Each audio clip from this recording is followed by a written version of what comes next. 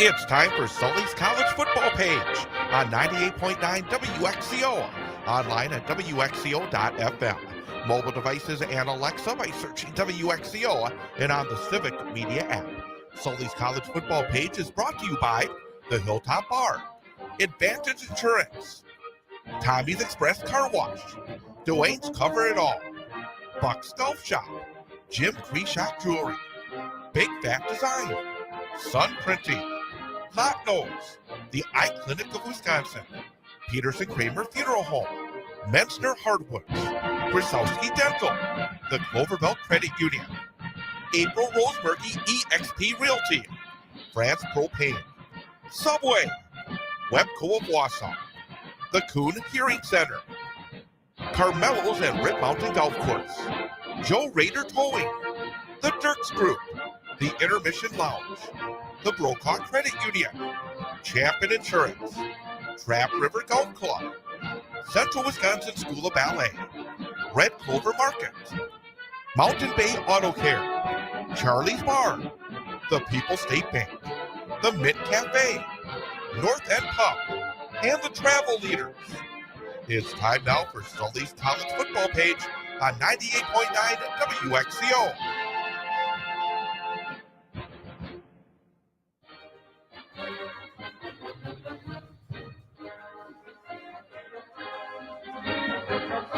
Good morning and welcome to another edition of Sully's College Football Page on 98.9 WXCO, online at WXCO.FM, mobile devices and Alexa by searching WXCO, and on the Civic Media app.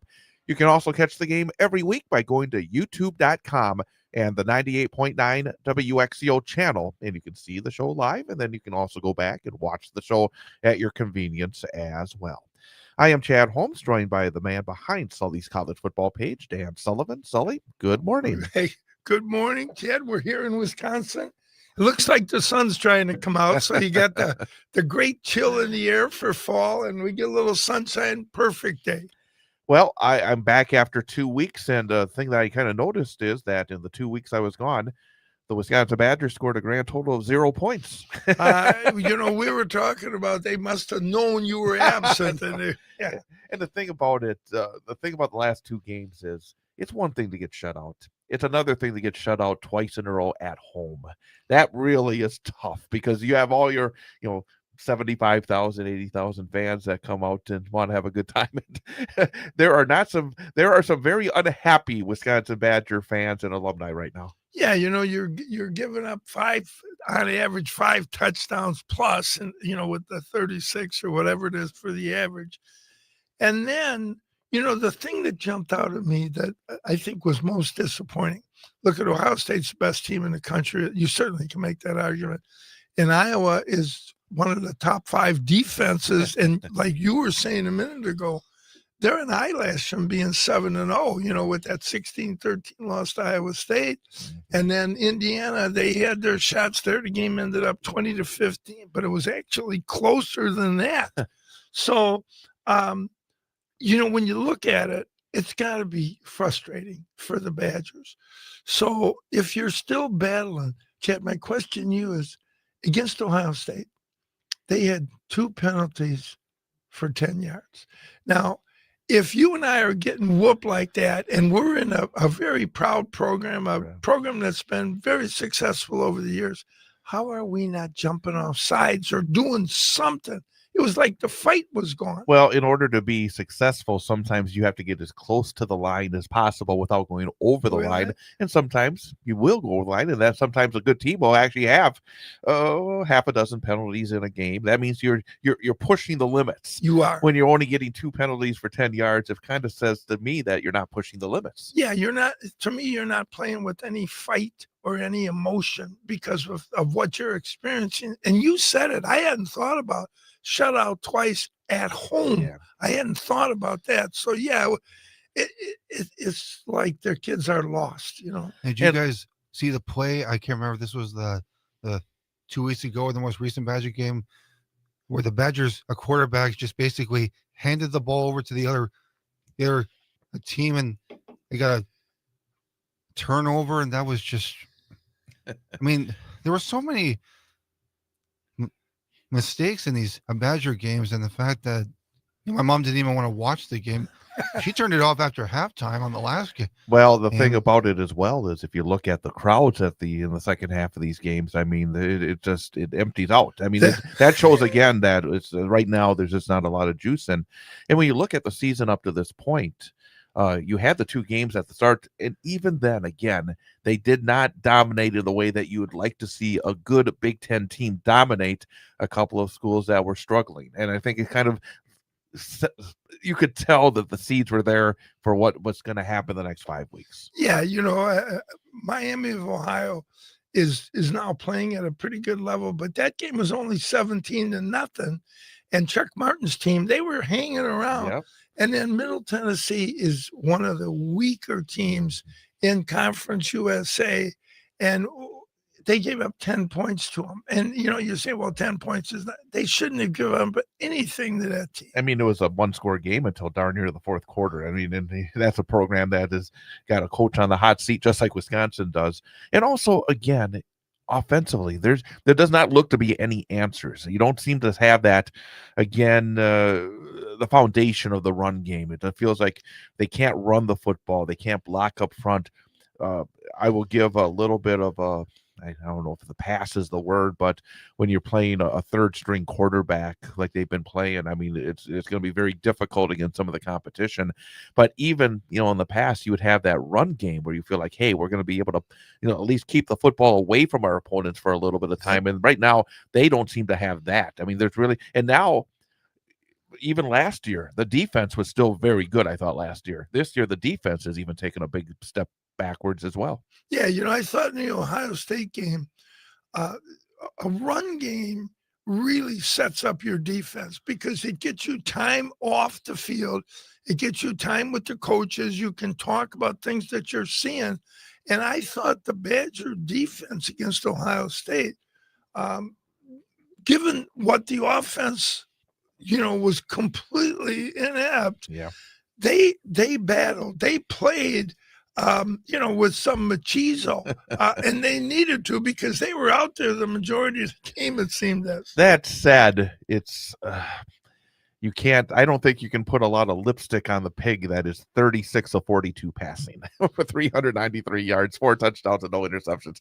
Yes, they had no help, but I mean, it was an Ohio State offense that, again, when they needed to do something, they were able to do something. Yeah, they abandoned the run. I think we held it was under 100 yards. Ohio State rushed for less than 100. But when you're doing what they're doing, what was it, 38 to 40? I don't even know. I don't remember what it was, but it was, did you say 36 or 38 of 42? Oh, the passing, 36 of 42. Okay, yeah. So that's a little outrageous. I mean, that's hard to do. That's hard to do in 7-on-7. I mean, it's like when you're basically playing against air. But again, it shows Ohio State where they are. They look like they really. Early in the season, they didn't, put up a lot of points against Texas, but they were, riding that defense, and now it looks like that offense is starting to catch up a little bit as well. And for the Badgers, I mean, 2 of 11 on third down. Right.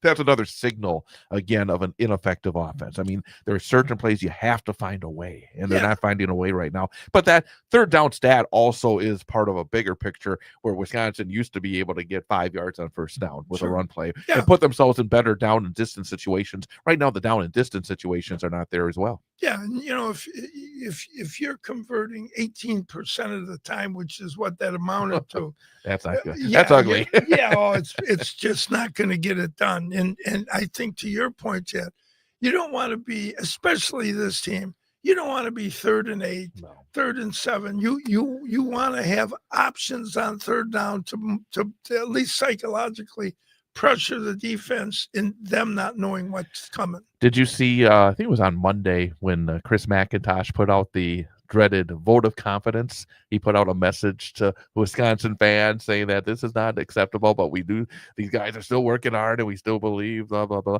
Basically saying that we don't want to make the payout quite yet. Yeah, and I'm wondering if you really can part ways, with your coach before you part ways with your athletic director. They're kind of linked, aren't they? Yeah, they really are, because this was McIntosh's boy. He brought Luke in, and you want your next AD, or you want the AD to be the one who hires the coach. Well, there's certainly a lack of confidence in what McIntosh has done. And, you've gone away from something that you knew worked.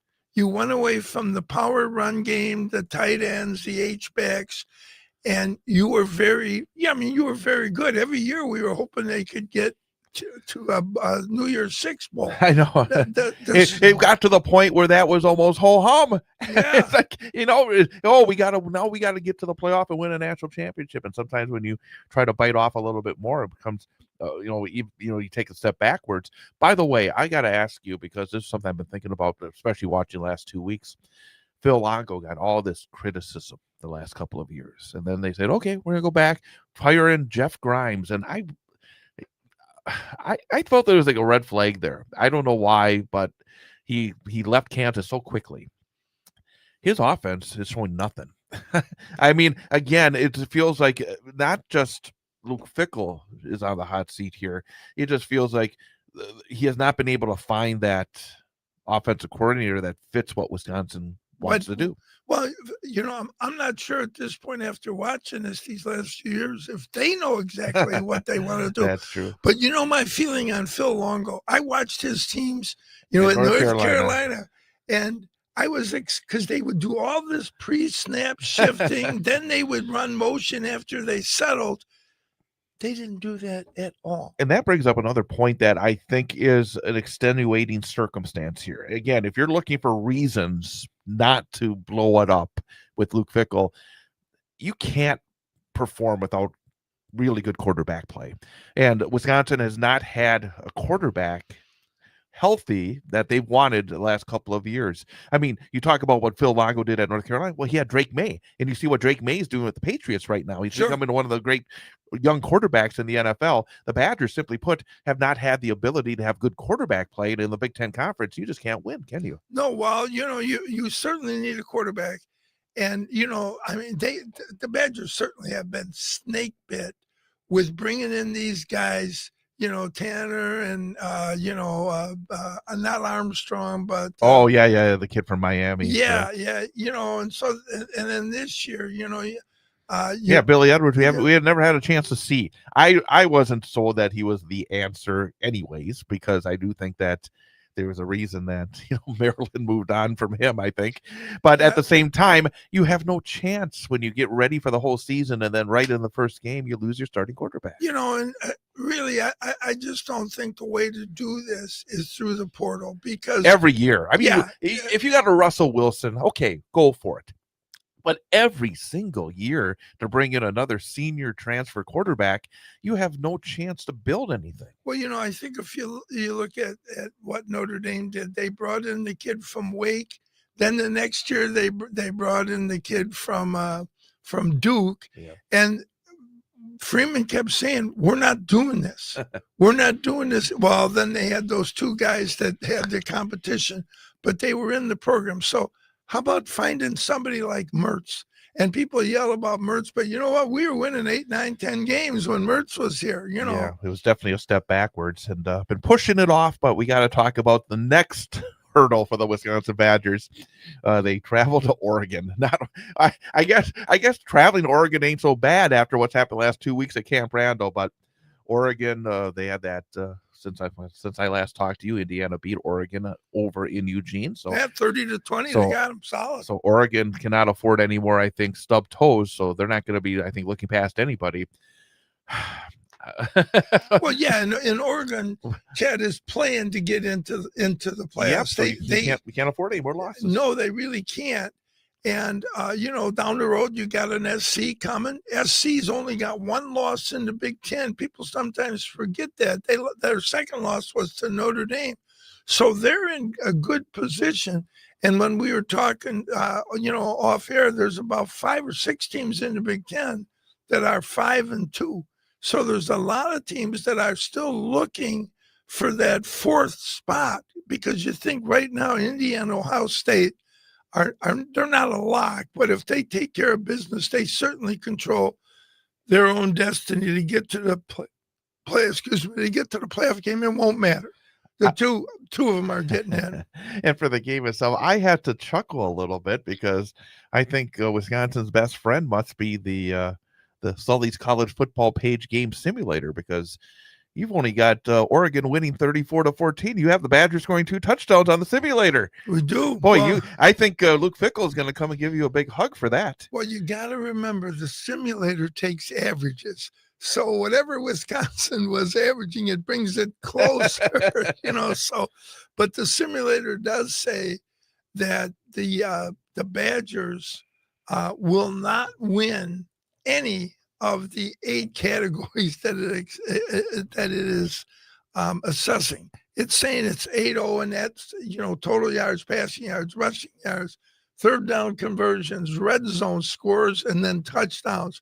The actual score, turnovers, nothing does Wisconsin prevail in. So I think when they're saying, and we're going to see 2 numbers here, Chad, because I'll do them and then I'll do the next part the next day. This one, it said the Badgers, and this was later, it said the Badgers were getting 31.5. Yep. When we do Oregon, which I do my top 25 on Sunday, they were getting 34.5. So the reality here is the Badgers are getting closer as the week is going on. We're almost at 30. When you have a 31.5 point spread and then the over-under is 44.5, that says that the folks in the desert do not think the Badgers are scoring a lot of points. No, and this game is on. You can always look to it, the network it's on. Yeah. This game is on FS1 at 6:00. Thank goodness. Yes. I mean, when I see the game on CBS last week, oh boy. Yeah. You get the ABC to CBS. We want them to be on the Big Ten network at this point. Well, that's coming. Absolutely. Yeah. Well, again, bottom line is it takes the greatest Wisconsin optimist to think they're going to be in this game today, right? Well, how about last year? Yeah. I guess you're right. The Badgers are winning 13-6. They should have won that game. They should have. Wasn't it right after that game they fired Longo? I think it was right after that game. Yeah, I think it was. You're right, because the defense was so good that day and the offense couldn't get enough just to get over the hump, and they fired Longo after that game. Now that you say that, that's how I remember it as well. Yeah. All right. Well, who never got a chance to run his offense.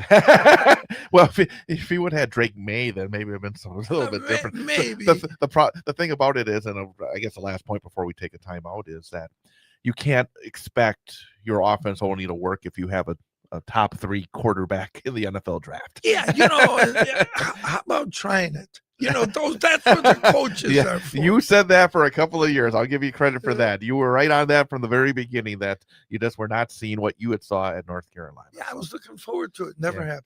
All right, we're going to take a timeout, talk about, again, a very interesting Big Ten. Sully was telling me how all these 5-2 teams in the Big Ten. So we'll talk about what's been going on in the Big Ten Conference coming up next. With Sully, I'm Chad Holmes. It is Sully's College Football Page, 98.9 WXCO. Choose an agency with true 5G coverage. Advantage Insurance of Wausau. Great companies, great agents, great service, great rates, and great claims results. At Advantage Insurance, they support our local community and back you always. Call Advantage Insurance today for all of your insurance needs, or go to AdvantageInsuranceWausau.com. They offer top-rated coverage and the best agents that provide you a true 5G experience for the best total coverage for all your insurance needs. Chief, we've got a situation. What is it? Trouble at the naval base, sir. I'll put it on the screen. Jiminy Christmas, what happened to all our boat covers? That's not the worst of it, sir. No! Afraid so, sir. Not the boat upholstery, too. All those holes? It looks like Swiss cheese. It's funny you mention that, sir. We found the culprit. All right, Mouse, who are you working for? The Russians? Take him to the brig and get Agent Dwayne from CIA on the horn now. Dwayne's covered all. Dwayne speaking. Agent Dwayne, your country needs you. A terrorist mouse has chewed up every single boat cover and piece of upholstery in the Navy. I'll patch up what I can and replace what I can't. Agent Dwayne, you're a great American. Just doing my job. Boat covers, seat upholstery, camper, deck, or patio awnings. When you need something covered or upholstered, call the CIA. Dwayne's Cover It All. Commercial accounts are welcome. Call or email Dwayne. Visit Dwayne'sCoverItAll.com. Tommy's Express Car Wash at 102 Bridge Street in Wausau and 1611 Schofield Avenue in Weston has the tools and experience to keep your car clean inside and out. Our wash packages let you pay for the services you want, including Tommy Garden Body Wax, wheel cleaning and tire gloss, an underbody flush and spot-free rinse. Give your vehicle the cleaning it deserves at Tommy's Express at 102 Bridge Street in Wausau and 1611 Schofield Avenue in Weston. It takes a lot to impress us at Jim Krishock Jewelers. I mean, we see gorgeous diamonds, gemstones, and incredible jewelry every day that we've chosen for our selection. But when a diamond jewelry line like this one comes along, well, our eyes really widen up and our mouths drop open and our hearts beat a little faster. Yours will too when you stop in and check out our Fire and Ice collection of diamonds and diamond jewelry. Their slogan is bigger, brighter, whiter. And it's a difference you can see, which is the most important. Each Fire and Ice diamond is cut to maximize the performance of light coming into and leaving the diamonds to create amazing sparkle and brilliance. So whether you're planning on getting engaged or upsizing your current diamond, or just want something completely new with more sparkle and dazzle than you've ever seen before, stop in and check out our Fire and Ice collection. It's exclusively available right here at Jim Krishock Jewelers at our one and only location on Rib Mountain Drive in Wausau. Joe Rader Towing in Wausau offers 24-hour-a-day towing, lockout service, and roadside assistance throughout central Wisconsin. You can count on Joe Rader's experienced team to get to you fast. Family owned and operated. When you need a tow, call Joe at 715-212-4762. The Intermission Bar, located in the heart of downtown Wausau, is a warm, friendly, comfortable spot to enjoy time with old friends and meet new ones as well. Free live music 3 nights a week featuring some of the Midwest's finest talent. The Intermission, a social establishment.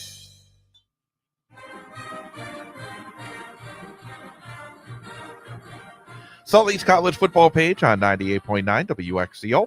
Online at WXCO.FM, mobile devices and Alexa by searching WXCO, and on the Civic Media app. Let's talk about what's going on in the western part of the Big Ten Conference. Last week, some very tight games and a couple shutouts. I mean, it was kind of a mix. And since I've been last here, from the ashes has come UCLA. I mean, amazing what they've been able to accomplish in recent weeks. They're 3-1 now in the Big Ten Conference. They beat Maryland 20-17. Is your guy, what's his name? Mike Loxley. Loxley, is he in trouble now? Because they've got 3 losses, Chad, and they're all very close. Yeah. They were beating Washington 20-0. I know, what a meltdown, huh? And then they got beat 24-20.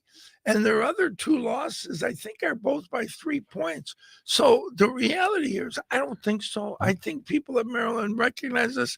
And Loxley, he's like Lazarus.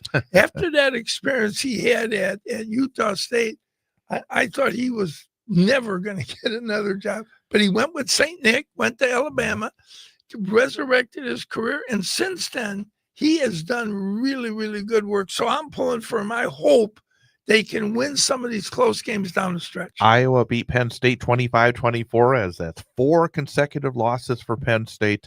We mentioned Iowa 5-2, 2 tight losses, or else they could be 7-0. And I haven't been here since the big James Franklin shakeup at Penn State. Yeah. I guess I'll make a quick point about this.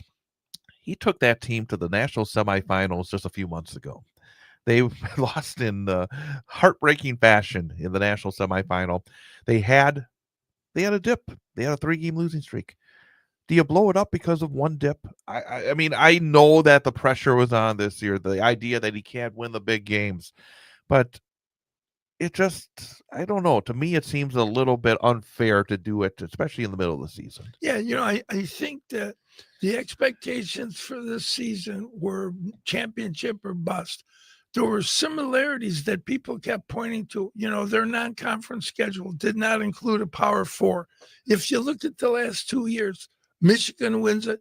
They play a Power 4 free non-conference. So did Ohio State. You get those kids to come back. Apparently, Franklin went to the AD and said, I need this, I need this, I need this. And then there was some talk that the AD balked on some. He kind of went around him. And so there was a little animosity there. So the AD was ready to pull the trigger at the first possible moment because he kind of probably felt like, Franklin may have threw his elbows out a little bit. Yeah, now that's what I read. And this is going to be a shock to you, but Chad, everything in print isn't accurate. Yeah, that's true. But that's what I've read. And so there was that element. And, the other thing, you and I, when you were still here, we talked about, or before you missed the last couple, we talked about the possibility of Penn State being 0-6 in the Big Ten. Now it's gone from a possibility to a probability with Ohio State on next week, and then Oregon. Or not Oregon, then Indiana. Excuse me, they played Oregon. So the reality here is, how can Penn State be 0-6? And yet I'm with you. Look, you had a great year a year ago, and you put a lot of effort into it, and it just didn't happen. Which suggests to me, Chad, there were things that were simmering below the surface that we're not aware of. Two other games in the western part of the conference. Two surprising teams, I would say. Minnesota beat Nebraska 24-6, with Minnesota now 5-2, and Northwestern. I mean, early in the season, there was talk that David Braun was on the hot seat. He's just doing another great job at a place that should not be winning in the Big 18. Yeah, and they shut out Purdue 19-0. How about this? Illinois and USC being 3-1, no shocker there. What about Minnesota and Northwestern also being 3-1? And here's the other thing, UCLA is playing Indiana. And when I say those teams, Bobby Knight and Johnny Wooden pop in my head, but if they are only UCLA a game behind in the Big Ten race, and here's the thing, they play Ohio State and they play Indiana today. So actually UCLA, with the horrendous start, controls its own destiny. Not that I think that's going to happen, but the fact that they're in position is really a surprise and a credit to the staff and the players.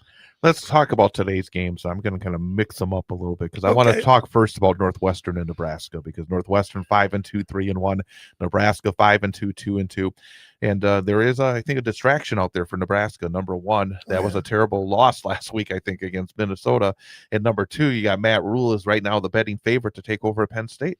I think James Franklin was in part responsible for that lackluster support on Nebraska. Minnesota, PJ's team just controlled that game. I mean, from the physicality, when you watched it, there was virtually no penetration by Nebraska. And I'll tell you, Minnesota was blowing them up and then for a while gashing them. So they played with a certain sense of purpose, where it looked like Nebraska was lost in the abyss. Is our coach saying going? And, you try to avoid those things. But they are such distractions, and you don't know what's going on in the locker room, other than when you see something like this, you get suspicious. Minnesota and Iowa, both 5-2 overall, 3-1 in the conference. A massive game. Yeah, can Minnesota, if they can go to Iowa and get this done, then you got to step back and say, wait a minute, PJ, you already got him off to UCLA, I thought, a few weeks ago. I think he, from the things he's implied, and then I guess I'm inferring, but nonetheless, he seems to think he's got to the pinnacle of what he can do at Minnesota, and he would like a UCLA, a bigger name where he can go out and get people to buy into rowing the boat, and and have a kind of name like a UCLA. Indiana and UCLA, you said it. UCLA, I mean, amazing turnaround for the Bruins, 3-1. As you said, they have a chance to move into a first-place tie with the undefeated Hoosiers, who have moved their way right into the national championship titles discussion, even more so than they did last year, because they've actually had some more, we call, impressive wins. Yeah, well, the thing about them is, if you remember last year, they started, really poorly. and then picked it up at the end. And here they are again, this time a little earlier, and sitting at 3-1 and controlling their destiny to Indianapolis. And then Illinois and Washington. And again, these are 5-2 teams, but they're 2-2 in the conference. And again, you don't want to be under 500 in the conference. So this is actually a significant game, but that's a big challenge for Illinois. I think the loser of this game is definitely out of any playoff consideration. And the Big Ten has to be careful. And next week, Chad, we're getting ready for the first college football poll to come out. So next week, we'll take a look at where these teams are at. And is the Big Ten right now, I think if things go according to Hoyle and they win out, the Big Ten definitely will get 3 teams: Ohio State, Indiana, and Oregon. These teams, this conglomerate that's 5-2, still has a chance. They run the table. If they run the table. And the other thing in the Southeast Conference, A&M is 7-0, and they have 6 teams. Let me say it again: 6 teams that are 6-1. So, and that's going to start to unfold today. Oklahoma plays Ole Miss. It goes there, and then there's another game. Vanderbilt is playing somebody, maybe Missouri. And they're both 6-1, so they're going to start to beat each other. But there's a lot of things that can the SEC get 4 teams? We're going to take a time out and then talk about the rest of the Big Ten, the east side of the Big Ten Conference, coming up next. It's Sully's College Football Page, 98.9 WXCO. I only travel once or twice a year, but when I do, I go big. Exotic places, incredible hotels, new experiences. It has to be memorable. That's why I call Travel Leaders of Wausau. They get me, and they take care of all the details, so I don't have to worry about a thing. Travel Leaders gets you, and we get you there. Travel better. Call Travel Leaders of Wausau at 715-355-4437. And can't forget the sandals and the right sunglasses. Hello, my name is Steve Brickner. Here at Brickner Motors in Little Chicago, we'll help you order your brand new Chrysler, Dodge, Ram, or Jeep and get it equipped the way you want it and the color you've always dreamed of. That means you won't overpay for something you don't want. Quality vehicles and competitive prices are what keep people coming back again and again. Make the drive out to Brickner Motors on Little Chicago's northeast side and let our family take care of your family. You can count on us. Yes, you can. The Kuhn Hearing Center is a family-owned and operated hearing care facility located at 1699 Schofield Avenue, Suite 106 in Schofield. Dr. Tim Kuhn has been practicing audiology in the greater Wausau-Weston area for 26 years. Dr. Kuhn works closely with several audiology agencies, including Signia Hearing Aids and Accessories, which provides access to the latest and most advanced technologies in the hearing industry. For more info, check them out online at kuhnhearing.com or call 715-298-5511. Big Fat Designs can give your company the cutting-edge look it needs to attract customers and stand out from the rest. From websites and print designs to logos and letterheads, Big Fat Designs is your effective and affordable marketing solution. E-commerce, online customer database, video and audio players, Big Fat Designs does it all. And the best part, you deal with someone locally to talk with, to meet with, working hands-on towards your success. Big Fat Designs in Wausau. Find out more online at bigfatdesigns.com.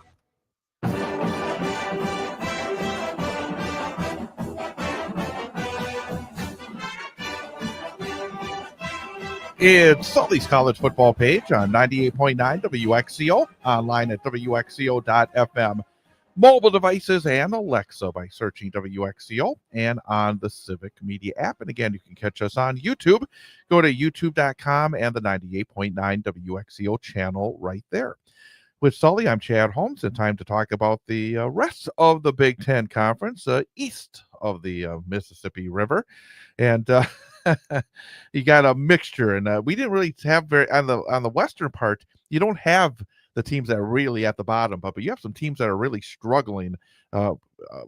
East, you got teams like Rutgers, Purdue, and even Michigan State, I think, would be in that group, right. And Penn State, of course. But it seems like the western part is a little bit ahead of the eastern part at this point. Yeah, and it's kind of flipped from when they were divisions, where the eastern side really is struggling. And, the additions of on the West Coast, with Oregon, USC, and Washington have really impacted that, because all of those teams tend to be in that upper half of the Big Ten. And now with the resurgence of UCLA, there's 4 really good teams on that side. And then there are some teams on east of the river, like Purdue and Rutgers, to name a couple, Wisconsin, although we count them in the West to get a 9-team balance, that are struggling. Let's talk about the results last week for these teams. Indiana beat Michigan State 38-13. I haven't followed it that closely, but I've been seeing things online that Jonathan Smith right now is having some issues at Michigan State. He is. I was unaware. Okay, well, I mean, I see these articles and they're talking about guys that are not, even when Oregon State fired their coach recently, there were people saying, well, maybe they'll bring him back because he's not doing the job right now at Michigan State. So I'm not sure whether or not, but apparently it's been some rumbles that they would like to see things turned around a little bit quicker. And I thought he got off to a decent start last year, but it has been a bit of a struggle this year. Yeah, and look, it used to be that when you hired a coach, you had 5 years. Yeah. Because the logic was everybody in the program is yours. You've had the recruiting time now, exclude the first year, and you get to the 5th year, you've been recruiting players over that time period, and you should have your identity in place. So it's way too early. And I'll tell you that a guy like Jonathan Smith is an excellent coach, and it's a good choice for Michigan State, and they need to step back and relax a little without reading any of this, because this game with Indiana was close for a long time. They were playing with them. Michigan beat Washington last week. That was a significant win. And right now it looks like Washington, that offense that they've been kind of known for, 6 points against Ohio State, 7 points against Michigan. So a really good win for Michigan, but where's the offense gone for Washington? That's a good question. And, when Ohio State went to Washington, that's why I'm very interested in that Illinois game out there today. But nonetheless, Washington had won 22 straight games at home. They have been a little different experience on the road. And so they ran into Michigan. And earlier in the year, Chad, I have to tell you, I thought Michigan was the best tackling team. They just didn't miss tackles. They knocked guys down in the open field, and they were playing at the line of scrimmage at a high level. So the fact that they controlled them, defensively, and the fact that Washington struggled on the road is kind of congruent with who they've been. And then, of course, Oregon roughed up Rutgers last week, and I think Oregon, I kind of expect them to take a no prisoners approach the rest of the season. They got off to that great start where they were whipping up on people.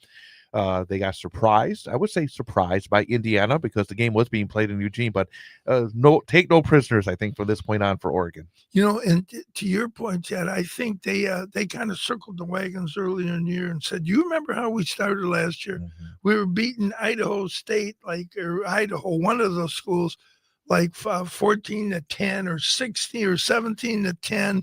And then they eventually won that game like 24-14. They then were losing to Boise in the fourth quarter, and they came back and won that game. So I think there was a sense of urgency when Oregon hit the field this year. The coaches communicated that. Kids responded.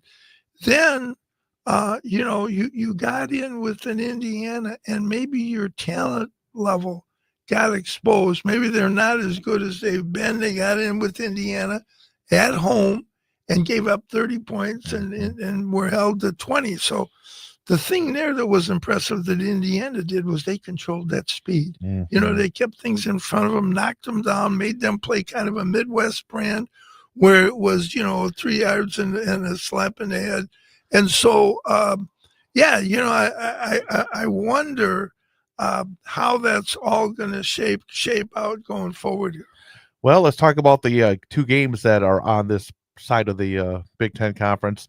Michigan State and Michigan. Michigan State 3-4 overall. Michigan 5-2 overall. As I said, again, you may not agree with it, but there are some Michigan State people that are not thrilled with where the program is right now. And I would think for the Michigan State at home, they will have to perform well today, or else those rumbles will get louder. Yeah, I think when you're at those schools, and I say those schools, I mean Michigan, Ohio State, Oregon, obviously Penn State, the expectations oftentimes can far exceed what's actually happening in terms of the rosters and such.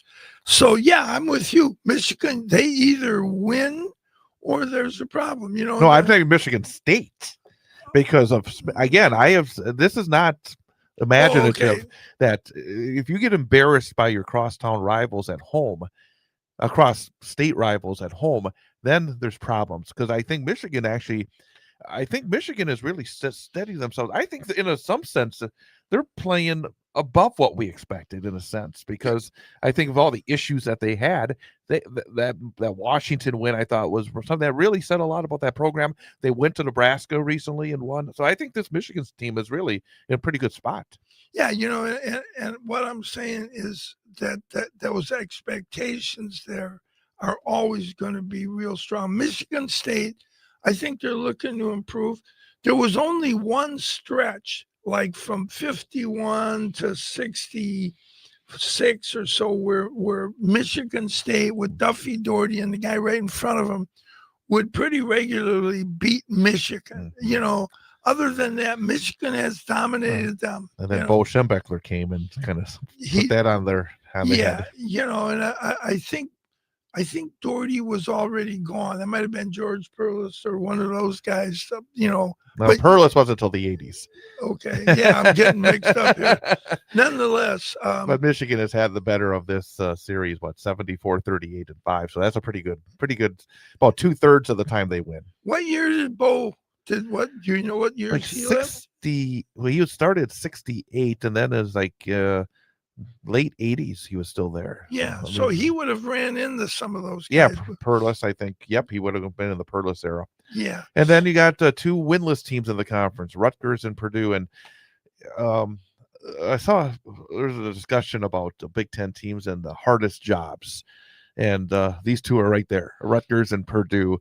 I mean, Rutgers, there feels like there's almost a little bit of a ceiling for a couple of these programs, aren't there? Yeah, well, the bottom of the bag fell out with Ryan Walters they just were flat out bad. The only time embarrassing. The only time they played is when they played Illinois, because he had that relationship there as the D coordinator. So there's that. Schiano is really a good coach, but he's kind of up against it. And one of the things that hurts them is they really recruit the DC, Maryland, Virginia. They call it the DMV. Mm-hmm. And Luxley from Maryland really kind of controls that now in terms of the schools that are trying to get players from there. So he hurts them. So, I think with this game today, one of these teams is going to. This is essentially the proverbial. It is a big game. Yeah, it really is. Game. And if the team who wins it could still have a shot at a bowl. Ohio State and Penn State are off this week. We'll talk more about Ohio State when we get to the rankings, obviously. So we'll talk more about them later. But we're going to start the rankings coming up next. I'm curious to see, since I've been out of the loop for a couple of weeks, we will see what's going on in the FCS. I'm wondering if anything has changed in the last couple of weeks. Well, I can tell you this. The best game being played today in all of football is in the FCS. Well, we're going to talk about that coming up next as we continue here on Sully's College Football Page on 98.9 WXCO. Thinking about changing to organic or natural foods? Then you need to stop at Red Clover Market at the Total Rental location in Weston. Family-owned Red Clover Market, your healthy natural food store. Open Monday through Saturday. Looking for a part for your vehicle? Look to Hilltop Auto Wrecking in Wausau. Hilltop Auto Wrecking can help you find just about any part you need for your car, truck, or SUV. They have a great selection of auto glass and tires with lots of sizes ready to go. Hilltop Auto Wrecking is always looking to buy vehicles, so if you're stuck with an older junker, they can haul it away for cash. Hilltop Auto Wrecking, family owned and operated for over 40 years at 237-934 Del Rio Road, formerly 6806 North 33rd Street, Wausau. Call 715-675-3258. For more than 60 years, Sun Printing has been Central Wisconsin's commercial printer of choice due to their commitment to quality, creative solutions, and dedicated service. Sun Printing's team offers you a wide spectrum of services. Whether you need offset, digital, large format, graphic design, or mailing, they print everything under the sun. No project is too big or too small. So give Sun Printing a call at 845-4911 or visit them online at sunprinting.com. Since 1981, Lopnose has been Wausau's favorite sports bar. Grab a bit of Wausau's past while you're watching your favorite sports teams at their historic turn-of-the-century establishment. Lopnose is the perfect place to catch all the sports action on their 15 enormous flat-screen TVs, enjoy a night on the town with friends, or have a celebration in their private party room. A great place for birthdays, anniversaries, clubs, or meetings. Lopnose, Wausau's oldest and finest sports bar, 3rd Street, Wausau.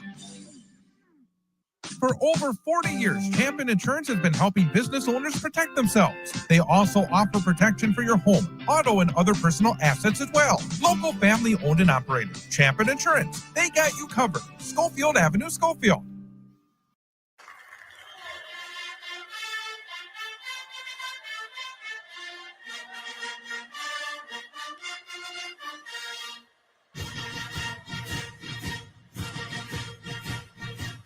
Sully's college football page on 98.9 WXCO, online at WXCO.FM, mobile devices and Alexa by searching WXCO, and on the Civic Media app. And again, you can see the smiling face of Sully by going to youtube.com.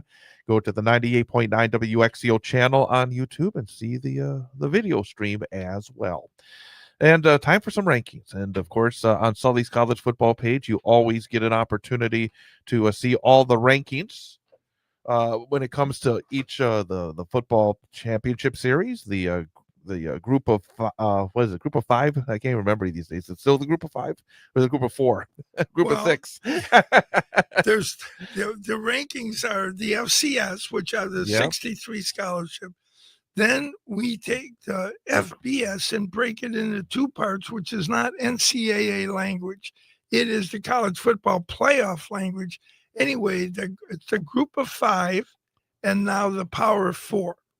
All right, well, let's talk about the FCS in this segment. Top 15 on Sully's college football page. And we'll go with groups of 2 here in our discussion. Okay. We have number 15, Jackson State. They're 5-1. And they have number 14, Lehigh. Those smart kids from the Patriot League at number 14. Oh, yeah, and they're 7-0 and having a great year. And they had the Patriot has a great rivalry with the Ivy League. And this year, I'll tell you, the Patriot is having their way with the Ivy League, except with Harvard. Harvard has beaten all of them. And then Jackson State, that's Deion's old school. Real quickly about that. I mean, sometimes you have these schools that have an overwhelming personality as a coach. When they leave, they go down. But Jackson State's done a pretty good job of maintaining success, haven't they? On the wins and loss side, but I have to tell you, when Deion was there, they were averaging about 44,000 for home games, which is more than much of the Big Ten. When Deion left, they went down to about 23,000. So a lot of people stopped attending after he left. It's like the circus coming to town. I mean, yeah, he's obviously successful as a coach, but it just brings in that other celebrity aspect, right? I think people just rallied to see him, and he did that at Colorado. So wherever that guy goes, he is good for business, that's for sure. And he did a good job on the field. And to their credit, Jackson State has kept on keeping on. So they're all everybody is okay except the AD and his checkbook. I'm guessing that the coach is probably just saying, doggone, I'm still winning games. Why aren't you coming out? I mean, geez, that saddens me a little bit. Instead of the flash, hey, they're doing the job. Get out there and support those kids. Yeah, I don't know the details of it. Right. I just know that when you just see the numbers, right? When you see the numbers, it's pronounced. Number 13 is South Dakota from the Missouri Valley Football Conference. They had a tight one against Northern Iowa, winning 17-14. And number 12, the Rhode Island Rams. Yeah, they're in the Colonial Athletic Association. And over the years, they've lost some teams. This at one point would challenge, if not were regarded as the best conference in the FCS. Then for a while it was the SoCon, but now you'd have to say it's the Missouri Valley. But nonetheless, Rhode Island, up in that New England area, they're playing at a high level, and they are threatening, to win the Colonial and are well on their way to head to a berth in the FCS tournament. Number 11 is North Dakota, another Missouri Valley Football Conference team. They're 5-2 after beating Southern Illinois 38-19. Number 10 is Monmouth, 6-1, and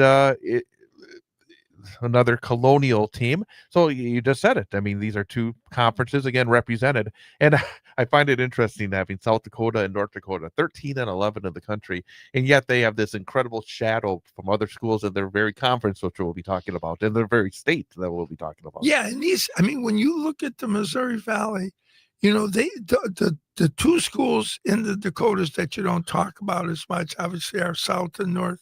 And yet they just beat two of the more athletic programs in the Missouri Valley when they beat Illinois State and Southern Illinois. The thing about Southern, they've always had star power.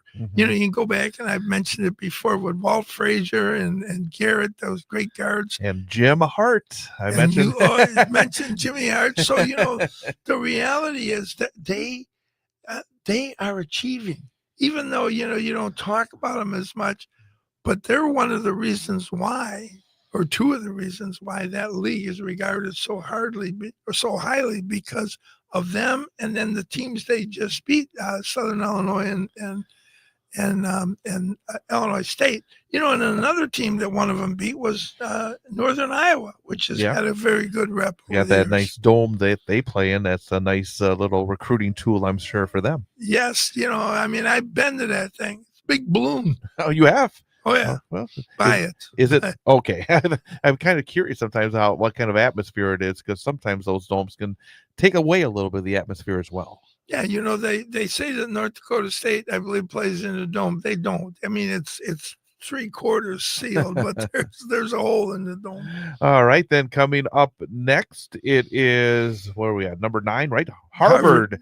Now, you just mentioned Ivy League, Harvard undefeated. They got Princeton coming up next, and then Tennessee Tech is number 8, and they're undefeated as well. Yeah, you're looking at two undefeated programs here at 8 and 9. Now, if you notice, Harvard is 5-0. That's because the Ivy League starts 3 weeks after everybody else. Right. And the thing is, why do they do that? Well, they do that because they actually believe in going to class. They're academics, and for the first time, Chad, in 50 some years, they're actually going to partake in the FCS tournament at the end of the year. So it's a twist for them, because they've always said that interferes with our finals. And so as a result, they kind of opted out to playing. Now they're back in. So do you think that the Ivy is going to be a factor in that tournament? Well, I'll tell you what. Not just this year, but generally, do you think they're going to see? I mean, and also, will that help the Ivy in terms of their football program being part of that? It certainly can't hurt it. And the thing that you see when you look at recruiting across Division I, meaning you're going to include the FCS, they're like 130, and there's 136 teams playing in the FBS. So they actually get in front of a few teams that are recruiting to the tune of now 105 players. So yeah, I think so. I don't think they've got the commitment with the Patriot League, so you don't see them playing a lot of Missouri Valley schools, Missouri Valley football schools, I should say, or they play some Colonial. They'll play New Hampshire, and they'll play some of those teams. But they really don't go and play down south, SoCon, nor do they go out and play Big Sky teams. So the answer to your question, we're going to find out. Number 7, Montana State from the Big Sky, 5-2 after beating Idaho State. And another Big Sky team, UC Davis, 5-1. They knocked off Northern Arizona 45-24. So a couple of Big Sky teams at 7 and 6. And Montana State, very well may be the third, second, or best team. You know, we talked about their losses last year. They lost the championship game 35-32 to North Dakota State. Then they started the season chat against Oregon, and then they lost in overtime at South Dakota State. So this team is better than their record, but you know, we're not doing power ratings here. We're Right. doing win-loss rankings. Number 5, Montana, another Big Sky team, undefeated. And they next up have Sacramento State, who's had some pretty good teams in recent years. And number 4, Presbyterian from the Pioneer. And again, you've talked about them earlier in this season. They're still undefeated. They got past Butler 31-25. But you've mentioned that this is a bit of a different program within this grouping. There's no doubt about it. They now we rank them higher than anybody else, you know. But we're saying, hey, look at they're doing it with mirrors. The Pioneer is the only conference in the FCS that does not award scholarships. So these are kids that ended up there for a variety of reasons. And you can bet they have ways that they help these athletes. There's no doubt about that. But officially, no scholarships. They're 7-0. They're going to get an automatic berth because they're going to win the Pioneer. So when that tournament starts, Ted, we're definitely going to be tuned in to see how they do when they get in with the stronger programs. Another school that's been right there all season long, still undefeated from that great football state of Texas. Yes, is sir. Tarleton State. They're still perfect 8-0 after beating West Georgia 38-10. And I'll tell you, this team beat Army. Yes, So they can play defense. And when you beat Army, you know your kids are disciplined because they're going to show you a lot of eye candy, and you can't buy in. You got to play your position first. They're dangerous. So I'll be anxious when the tournament gets rolling. When they start playing better comp, we'll see what happens. And then the top 2 teams, and as you said earlier, facing off today in what you call the biggest, best game in all of college football. You got number 2 South Dakota State. You got number 1 North Dakota State, and they are meeting on the field of South Dakota State later today. Yeah, you can look at. I would say, and I'm talking now without things in front of me, but I would say in the last 10 years, these two teams have probably won 8 or 9 of the championships. These are the 2 best programs. South Dakota State has stepped it up. You know, the North Dakota State was kind of having their way. And then every now and then, a team from the Missouri Valley, like Illinois State a few years back, when Spence challenged them, was the defensive coordinator there. Or, some teams from the Big Sky sometimes would get after him. But the reality is these 2 teams have determined the vast majority of the FCS champions. And basically, I think you're saying as well that a rising tide lifts all ships, that if a team like North Dakota State dominates in that conference, in that region of the country, you either have to rise up or you just get out, right? And I think you're describing North and South Dakota when those teams have significantly gotten better to where they are now beating some of the other teams in the Missouri Valley Football Conference, like in Northern Iowa, Illinois State, Southern Illinois, and we haven't mentioned them yet, but they're a threat, as well as Youngstown State. And that game tonight, North Dakota State and South Dakota State, is televised on ESPNU at 7 o'clock. So that would be a good one to catch later on this evening. Well, coming up, we got one more hour to go here on this Saturday, taking you up to kickoff of the big college football games at 11 a.m.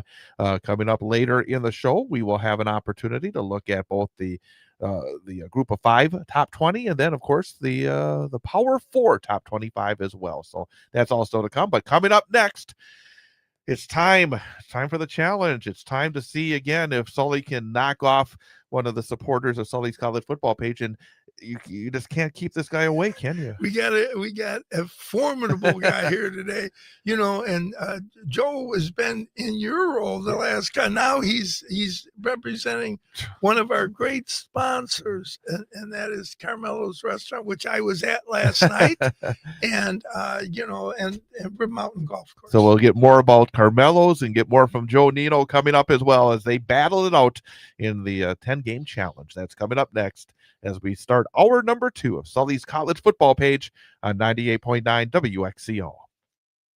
Buck Welsh has been working in the golf business since 1976, became a PGA member in 1984, and has been teaching for over 40 years. His philosophy has always been to work with the individual golfer, building on the way they do things and making them better with what they have to work with. Call Buck at 715-581-2646 or check out the website www.bucksgolfshop.com to get more info about lessons.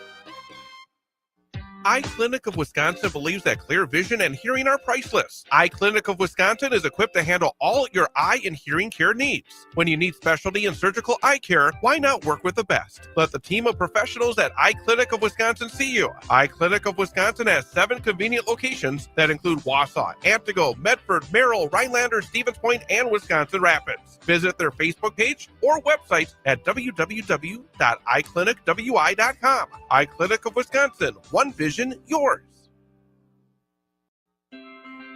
As a proud member of the Wausau, Marathon, Edgar, and Athens communities, Peterson Kramer Funeral Home has built a reputation for having a deep commitment to personal service. When you need compassionate concern and expert guidance day or night, Peterson Kramer Funeral Home is the one to call. You can trust them to take care of every detail at a time it matters most. Located in Wausau, Marathon, Edgar, and Athens, Peterson Kramer Funeral Home, friends you've trusted and depended on since 1914.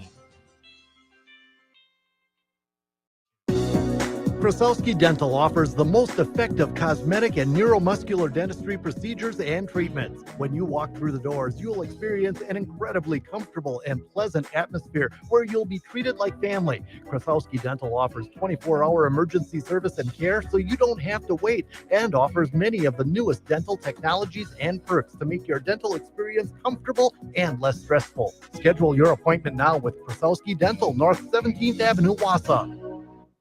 Don't you just love a good football game? Don't you just love a new car or a new truck or a new motorcycle? And don't you just love saving money? Then you'll love Clover Belt Credit Union, your go-to team for saving money with a great rate vehicle loan. Great rates are what make Clover Belt the leader in vehicle loans. Cars, trucks, motorcycles, ATVs. If it's got a motor and it rolls on wheels, Clover Belt Credit Union has the great rate financing you want. Give us a call and we'll get your great rate loan rolling. Clover Belt Credit Union, your team for great rates.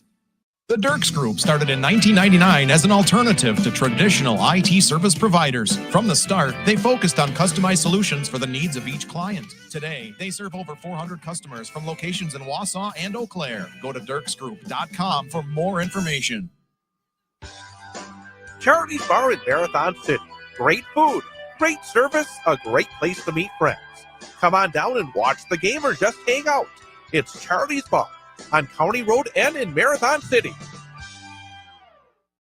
Witness the difference at Newman Catholic Schools, where education is embraced by the Christian faith and students are held to a high standard of academic excellence. Schedule a tour and learn what it means to be a Newman Catholic Cardinal. Visit newmancatholicschools.com to learn more. WXCO 1230 AM, W255DN Wausau, streaming at bullfallsradio.com.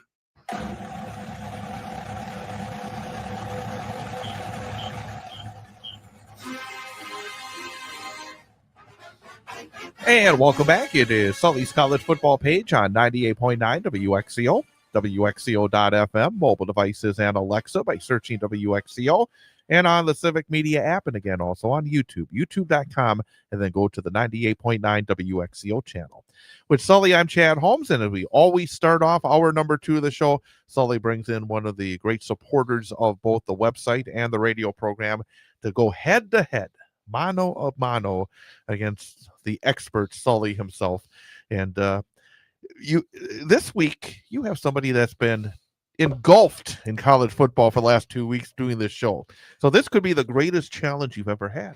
Well, you know, the good news is that Joe just I'll told second me that. that Mike, I'm sucking up because I never know when I might need you again here. So that's great. Now, if you guys are done. All right. Joe was saying that we you know, he got some expert help as well with Mike Oliva, you know, kind of stepping up to get his influence in, correct, Joe? Absolutely. I think he just went, you know, what are my favorite colors when he picked these teams? I'm kidding. Mike took some thought into this. So Okay, yeah. Well, I was going to say he's got green and red as options. So he does. okay, there we have it. But it is Joe Nino joining us and representing Awesome, thank you. Carmelo's Restaurant. And before we get into all the games and such, I know that Sully always talks about how much time he spends over at Carmelo's over by the Rib Mountain Golf Course. It really is a great place to hang out, isn't it? I'll tell you something. And I brought this up last year, and it continues. There's a living legacy that's going on there. Some grandkids are getting involved in managing the restaurant. They got a really good cooking back and chef who he does really well with his sauces and stuff. So, yeah, the restaurant's great. Rib Mountain Golf Course is still chugging along. So, yeah, it's doing great. And I have to say, I was there yesterday, and the company there, I was sitting next to Fritz and talking to Danny and Mike, and it's kind of a piece of heaven out there. Really is. You got the mountain, and I play out there in the morning, Ted, and I have to tell you, it's the best kept secret in Wausau. It's just gorgeous. Sully playing is the best kept secret in Wausau. Yeah, I think. Okay. I'm out there for a walk. That you are. Yes. Fantastic. Well, let's jump in. Let's get things underway because some very interesting games going on, the 10-game challenge. And got a few rivalry games in here as well. And starting things off with Battle of Kansas. Got Kansas and Kansas State. And I would say that I think both teams have to feel like they were expecting a little more this year. And I think now this becomes even more important for these two universities to win this rivalry game, Kansas and Kansas State. And we'll start off with Joe. This rivalry has been around, obviously forever. They're in the same state, but they've both been on really good runs in the past. Mikey says Kansas State. And this is really, really smart of you, Joe, because if you get it right, you can still take credit. But if you get it wrong, then it's not your fault. Well, my strategy this week was going to be to pick every game that the simulator picked, and then see. Oh, accurate. Yes, but I changed my mind. Well, as painful as this, I'm going to separate from Mike and Joe right away. I'm going to go with Kansas at home. I always like Lance Leipold. I think he's an outstanding coach. He's resurrected Kansas. And Kansas State, as you guys know, has struggled this year. So I think Kansas gets this done at home. All right. So they've already got one change up here. And next up, a program that has really made a big step forward this year after a couple of struggling years, Cincinnati, a Big 12 conference matchup against Baylor. And Dave Aranda. Sully, what do you think? Yeah, I'll tell you, I really like Dave Aranda as a coach. What he's done as a defensive coordinator at Wisconsin, and then later on, was he at LSU? Yes, I believe it was. And, he's done really good work. And yet I'm going to go with Cincinnati at home. Cincinnati, they kind of struggled for a year or two after Fickle left. And now they've got it going. And I got to tell you, their only loss this year, Joe, is to Nebraska. 20-17 open. Otherwise, they've been on a roll. I think they keep it going, and I think they get Baylor. Absolutely. It's Fickle's old place. And, to give him just desserts, he's a good coach. Yeah, he's demonstrated it. I agree with you. I'm going to go with Cincinnati. Mike is. Well, if Mike is picking them too, I may want to rethink this. Big 10 conference, Washington and Illinois, and both teams 2-2 in the conference, both teams 5-2 overall. Either team has those dreams of still trying to sneak in to the playoff. They have to run the table. One team will be eliminated today. Joe, who do you like? I like Illinois. So does Mike. Washington, it's going to be a tough one. Illinois has got to travel all the way out to Washington. That always plays into it. But, I think Washington getting back home and getting their feet on them might be feeling a little too comfortable. Okay. And, I'm going to go another direction with this one as well, Joe. I think Washington at home is a much different team than Washington on the road. They had won 22 straight when Ohio State went there and beat them. But if you remember, that game was a fist fight for the majority of the first three quarters. And then Ohio State, with the talent they have, and defensively they're giving them nothing. You like Luke Atwater, great quarterback, but I'm going to go with Washington at home. I think they get this done. Iowa State and BYU, Big 12 Conference. BYU coming off a massive rivalry win against Utah last week. Iowa State always coached by one of Sully's favorites, and Matt Campbell. So Iowa State and BYU. Sully, what do you think? I'm going to go with Iowa State. I don't mean anything disparaging here about BYU, but I think BYU is the least capable, best fielding record of anybody in college football. They're unbeaten. And I think at Iowa State, I think that the Cyclones are going to have a plan for them and give BYU their first loss. Absolutely. I would agree with you on that. BYU, they've had some wins, but they haven't been substantial wins, or there has been one or two. But, I agree with you. Iowa State's got their program rolling again. That's another one of those roller coaster programs in Iowa State. Game number 5, teams that were in different directions last week. Nebraska, Northwestern, a great shutout win as David Braun continues to show that he deserves a lot of kudos for the job he's done at Northwestern. And then another Sully favorite, Matt Rule, but he kind of laid an egg against the Bolt Roar last week against Minnesota, and all those rumbles about him heading to Penn State can't be helping the situation as well. So Nebraska home against Northwestern, and this time, Joe, you're up first. I'll tell you something. Sully and I had this discussion last week about what's going on in Nebraska. Northwestern is actually coming off some big wins recently. Yeah, Nebraska's coming off a big loss. I'm still going to go with Nebraska. I think they rebound. Yeah, years ago, Mike does too, by the way. Oh my, that's important. Years ago, people, and I know you remember this, both of you guys, coaches would deny that they were going anywhere. I'm staying here. This is my dream job. And then they would leave. Oh, then would leave shortly. Nick Saban, I think. Yeah. St. Nick did that. There is also a logic to doing that because it lives in the here and now. There's been so much criticism of that now guys are very wishy-washy. I think you're better off saying, I'm not leaving. This is my dream job. And hopefully this week, Matty Rule has been able to communicate that. Listen, we're in the moment. This isn't about next year or the year. This is about right now. So I am with you. I think it's Northwestern being 3-1. They should build a statue to David Braun. They really should.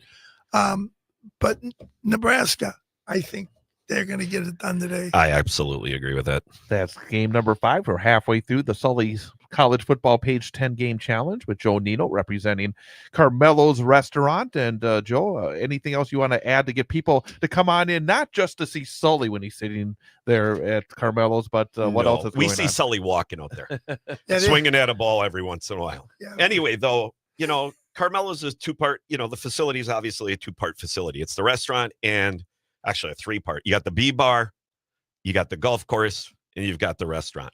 B bar is a great place to hang out. It's a camaraderie bar. The old saying, warm company, cold beer, holds true there. And this year they started a lunch menu that was active all the way through the summer. And the chef there, Dries, has paid some homage to the legacy that's going on there. There's the Big Mike burger. I had that. I didn't eat for a week.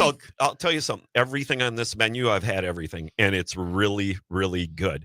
And also there's their Carmi's burger, and they have their own, flavor profiles. But the Big Mike, you can kind of infer what that's referring to, and it tastes a lot like it. So that's the lunch menu. That's going to continue all winter long, Saturdays and Sundays. So, and Lisa, who is the consummate salesperson, will be your host on both days. Also with that, they have the chef's menu, which is a special that gets out bi-weekly, weekly, depending upon the success of the special menu at the time. This week, they have skillet poutine, cola short rib gnocchi. These 2 things are outstanding. They've been specials in the past. The chef told me this morning that these potentially are going on the menu full time. I invite you to come out there and check them out and voice your opinion. And I want you to do one thing for me. I want you to use your influence, Joe, to get chicken lasagna back on. You know what? I've got my favorite, which is the Italian menu or Italian meatloaf that I've been jockeying for. So you jockey for your own and I'll jockey for mine. Well, but there's one thing I would be remiss if I didn't bring up. The igloos are back. So if you're not familiar with the igloos, there's 2 igloos that they set up on the patio. They face the mountain in the winter. You don't get much more of a picturesque scene to have a dinner with family, a girlfriend, boyfriend, or whatever it may be, wife, husband, whatever it may be. And they are starting to book those now. But the first booking isn't until November 29th. So there's 4 or 5 weeks here going on of bookings. They will fill up fast. So get out there and check out their website. It's at Carmelo's Restaurant. You can find it on Facebook as well. There'll be a link right to the reservations. All right, let's get back into it. Game number 6, Memphis and South Florida. When we talk about the group of 5 rankings in just a few minutes, I know we'll be talking about these 2 schools near the top. So Memphis and South Florida. Sully, you're up first. Yeah, a week ago, Memphis played UAB, and Trent Delford, the former quarterback for the Baltimore Ravens. Yeah, and he got fired. And so UAB rallied and beat Memphis. Memphis may be looking ahead to this game. Who knows? But that was their first loss of the season. They are 1-3 in our rankings. Chad, I like South Florida in this game. They, for the first time in a while, they've always had athleticism. This year, they have had a better mental focus. When things do go sideways, they step up. And, their skill sets are on display. So Memphis will play better, but I think South Florida gets this done. Mike agrees with you, and he has specific reasons. I believe this is the game. He wanted me to tell you that they are Notre Dame colors. Is South Florida Notre Dame colors? Well, yeah. Kind of. They got the gold/yellow, bronze blend going on there and a different kind of green. But it's still representative of Notre Dame. I never want to raid on Mike's parade, but Notre Dame's colors are blue and gold, not green and gold, which is a common perception, which is, once a year, maybe they'll bring out the green. Yes.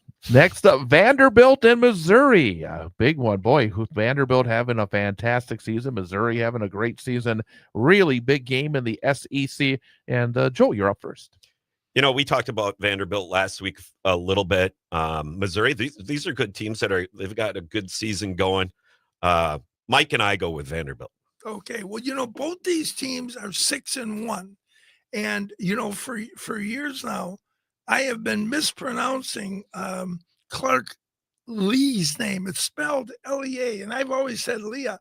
But last night I heard him. He was on the Irish Independent, and they were calling him. They know him, and there were a couple funny things that were alluded about Kelly, but nonetheless, they were calling him Lee. So I apologize for that. Now the other coach in this is Eli Drinkwitz, and I'll tell you, he is one of the best kept secrets. That guy just wins. And, this game may be the most interesting and one that if I were a person who waged, I'd stay away from this game because there are so many possible scenarios. But I'm with you guys. I like Vandy at home, even though I'm still unhappy with Diego Pavier before the Alabama game, practicing taking a knee while it was being filmed. So he was saying, this is what Alabama's. You need to shut up about that stuff. That picture is going to be on every opponent they play this year on their chalkboard. Yeah. Next up, it's Oklahoma and Ole Miss. And you talked about earlier about, either denying or talking about that next job. And Lane Kiffin actually had a meeting with his team this week because he's been talked about as the next Florida coach. And he just basically, he did not say he was not leaving, crazy. but you have to have a meeting just to make sure everybody's on the same page.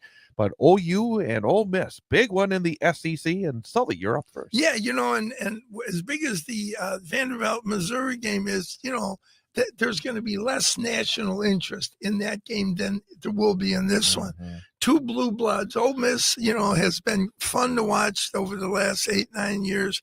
And Oklahoma, Venables has got them headed in the right direction.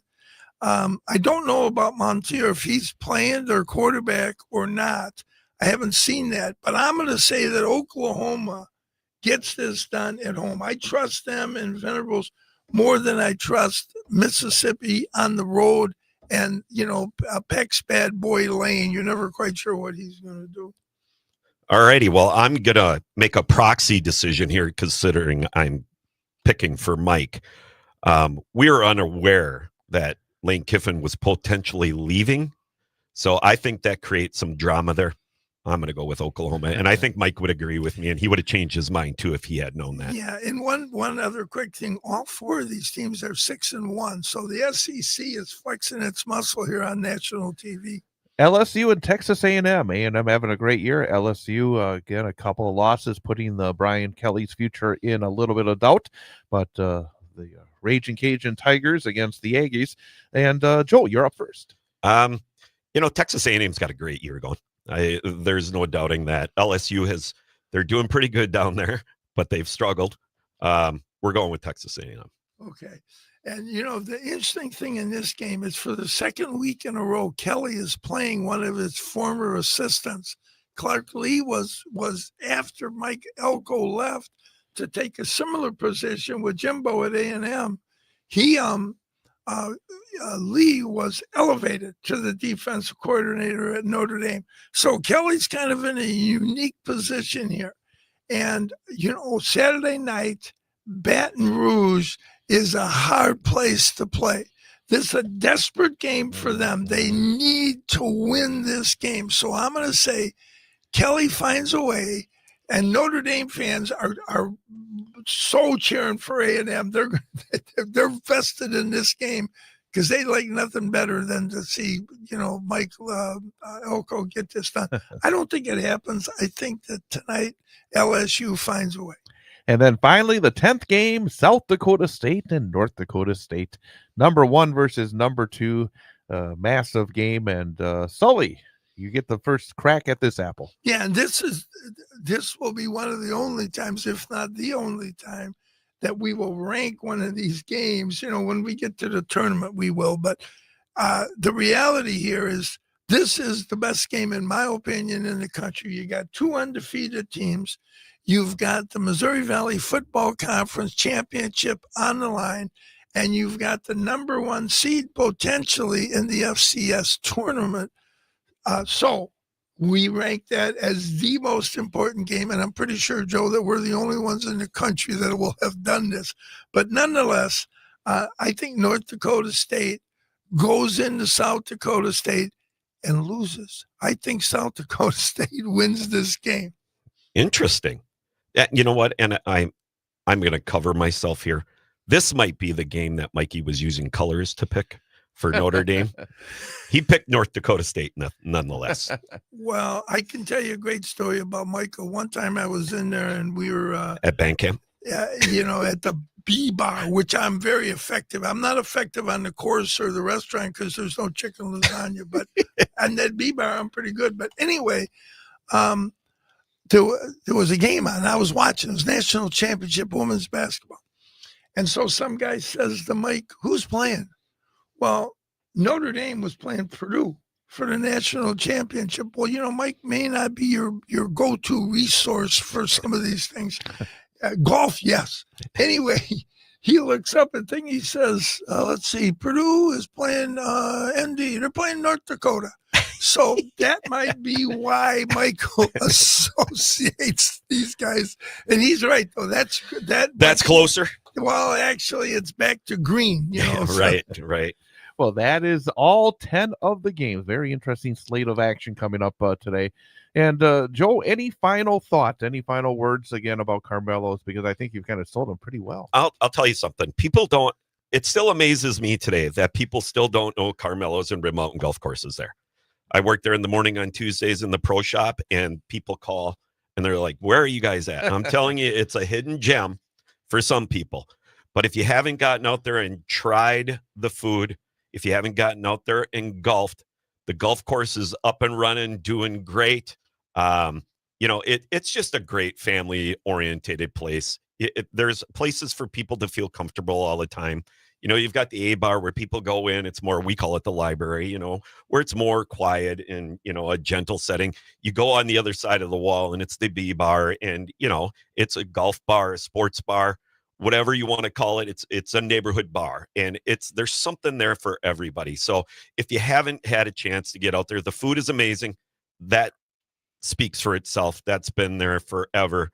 Get out, and they're changing things all the time now. The food, they're rifling through items, trying to find what sticks. And like this week's special is 2 potentials to go on the menu for permanently, which is the skillet poutine and the Polish short rib gnocchi.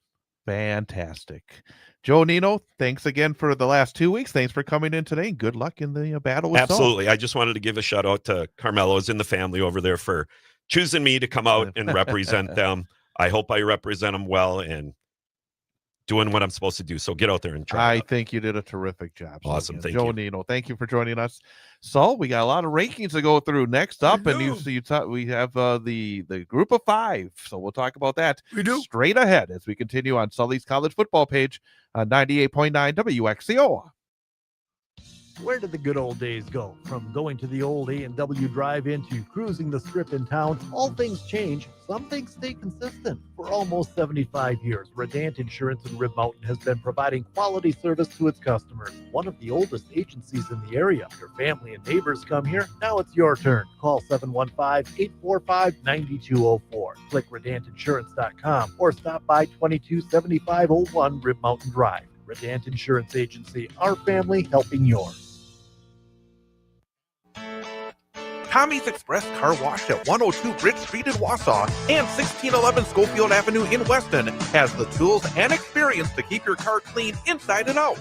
Our wash packages let you pay for the services you want, including Tommy Garden Body Wax, wheel cleaning and tire gloss, an underbody flush and spot-free rinse. Give your vehicle the cleaning it deserves at Tommy's Express at 102 Bridge Street in Wausau and 1611 Schofield Avenue in Weston.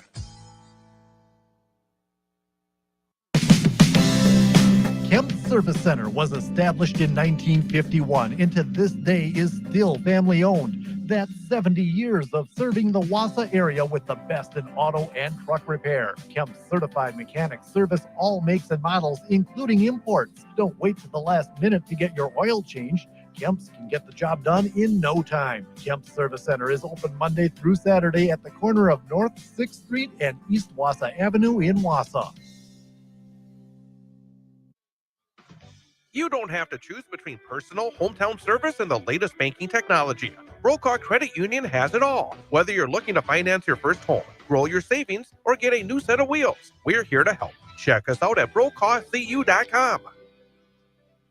It's hard to find great Italian food in Wausau unless you're familiar with Carmelo's Italian Restaurant. Established in 1986 by the Oliva family, 3 generations still strive to provide a family atmosphere and fine dining experience. Carmelo's is proud to serve authentic Italian made with fresh ingredients. Their recipes have been handed down from generation to generation. Reservations are recommended Tuesdays through Sundays, and they are closed on Mondays.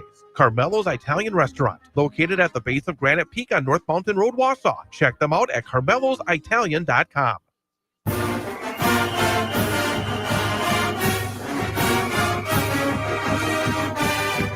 Sully's college football page on 98.9 WXCO. And again, with Sully, and really good to talk to Joe Nino. And again, great job. And it's always curious to see. Again, we always we never go back. I might have to go back and do a little research and see how you're doing this year with those 10-game challenges. Yeah, I really wish you wouldn't do that. Well, let's jump right in because we got some rankings to go through. And again, the group of 5. And I'm curious to see how these teams are doing because I've been away for a couple of weeks and see what's changed and what's stayed the same. We're going to take because you went a little long in that last segment. A lot of great stuff to talk about. So we're going to jump in and go with groups of 4 here in the group of 5. Number 20, Western Michigan from the MAC. Number 19, Miami of Ohio from the MAC. Those 2 teams are actually going to be facing each other next. Number 18, Kennesaw State from Conference USA. And number 17 is Louisiana Tech from Conference USA. So we got the MAC in Conference USA in this group of 4. Yeah, Louisiana Tech lost earlier in the week to Western Michigan, so they've got a second loss there, or a third loss. Western Michigan started the season like 0-3, as did Miami of Ohio. Both these teams, they're on kind of a collision course. Yeah. Something's got to give. They both won 5 in a row. And, I've always thought highly of Chuck Martin. I thought Martin, when he was at Notre Dame, he was Kelly's best assistant. Other than now, you'd probably have to say, no, it's Marcus, who has been, because of what he's kind of done the job, hasn't he? Yes, but nonetheless, very good coaches going head to head with this. Kennesaw State, they won earlier in the week too. This is a very good team. They're out of Georgia. A lot of people don't know much about them, but they're challenging in Conference USA. And then, so that kind of concludes the 4 of them. 2 of them, one of them lost, and the other 3 have been on some really good streaks. Number 16 from the Sun Belt, Coastal Carolina, 4-3 after beating App State 45-37. Western Kentucky from Conference USA, they did come off a loss to Florida International, and they next have Louisiana Tech, who we just talked about. Number 14 from the Sun Belt, Troy, who is 5-2 after beating Louisiana Monroe, and they got another Louisiana, the Raging Cajuns at Louisiana coming up next. And Southern Miss from the Sun Belt is 5-2 after a thrilling win over Georgia Southern, 38-35. So Coastal, Western, Troy, and Southern Miss. Yeah, and Coastal has been a very interesting team in the Sun Belt. They've been right at the top. They've struggled to the middle. They have been playing better of late. When you look at Western Kentucky, that is a very good program. They have won over the years, and continue to do so, and are always a threat in Conference USA. Troy has resurrected itself. There was a time about 8-9 years ago, they were the best team in the Sun Belt. Yeah. They hit a rough spot, but now they're re-emerging, and we'll be interested to see how they continue here in the Sun Belt, and if they can, make some noise going forward. And then we talked about Southern Miss. That's Brett's old school. And again, another school that started a little slow, but these teams play Power 4 schools early on, and then they get the checks. Yeah, exactly. Get the money, and then they start playing more talent that is on the same plane. And I'll tell you, Southern Miss is getting it done. Number 12, Fresno State, 5-2, but boy, they got roughed up by Colorado State. Apparently, the new coach bounced, right? Because CSU fired their coach, didn't they? 49-21, Fresno lost it, and the next day you have another tough one against San Diego State. Connecticut, Jim Mora Jr. really doing a job in stores. Number 11, and they beat Boston College. And boy, Bill O'Brien's having some trouble this year at BC. They're actually one of the worst teams in college football this year. They really struggled. Number 10, Hawaii. They had a win over Colorado State. And North Texas is number 9. They beat up on Texas San Antonio. So North Texas having a good run of it at 6-1. Yeah, and they played Charlotte already this week, and I'm sorry to report I don't know the outcome of that game. I saw it was on and then got busy with other things on the show. So I don't know the outcome, but that game has been played, and surprisingly, Charlotte was winning early on. Timmy Chang at Hawaii. 54-20 North Texas. Oh, yeah, well, you're right. Charlotte led 10-7 after one quarter. Okay. It was actually tied at 17 at halftime. It was only a 1-score game after 3, and then 27-0 in the fourth quarter for North Texas. Yeah, and that would make sense to me. Charlotte struggles.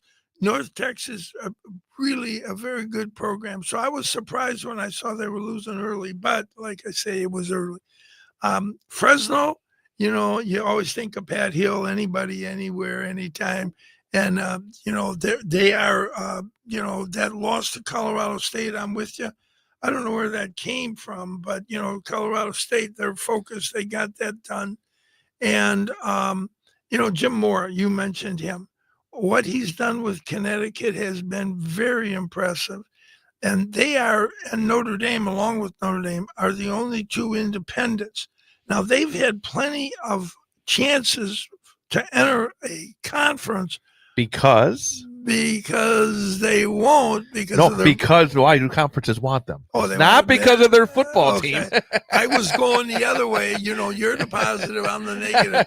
They want to stay in the Big East in basketball. Yep. And I, for one, am glad to see that football doesn't just snap its fingers and things change. They found out how the other side lives when they moved out of the Big East, and they just said, we kind of like it there. Yeah, well, and that is a great basketball conference. And as you know, back in the day when that was formed, it was challenging, and then I would say better than the ACC, which kind of ruled the basketball world. Number 8, James Madison, 6-1 after a 63-27 win over ODU. UNLV, they bounced back from their first loss of the season. Actually, I should say they had their first loss of the season, and it was big. Boise State 56-31.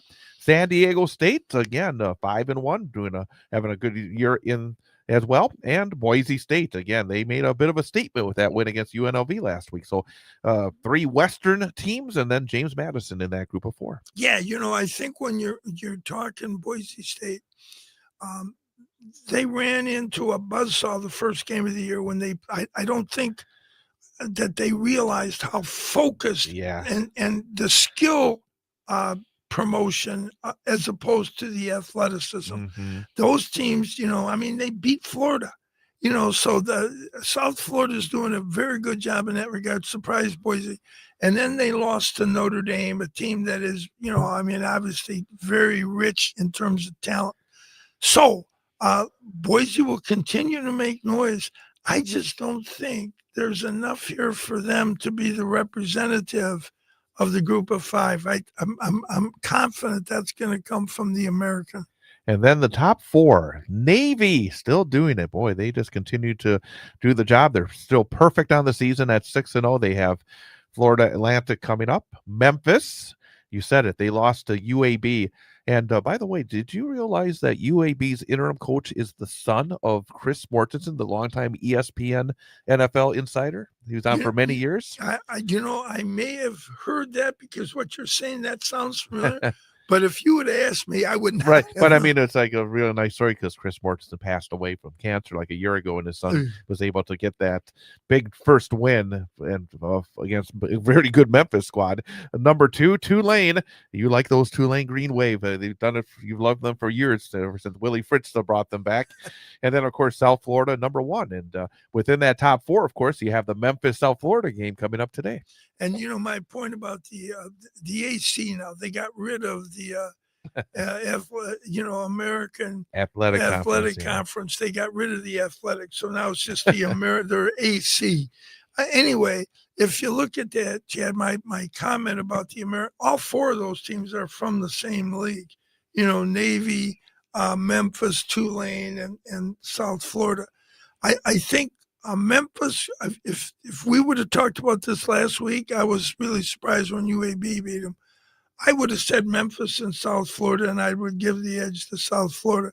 Tulane right behind them. Tulane just beat Army, but struggled with them. I think that Navy is going to be able to, if they line up against Tulane, I would like Navy in that game. And then we'll see what happens. Memphis is going to be out with 2 losses. So it looks right now it's going to be Navy and Tulane. By the way, real quickly, South Florida. Real quickly before we wrap this segment up, last year I think it was, we had the question about Navy. Was it Navy or Army? Which one was had a chance to go undefeated? Okay, going towards the end of the season, Army then lost a couple of games there at the end, including to Navy, I think.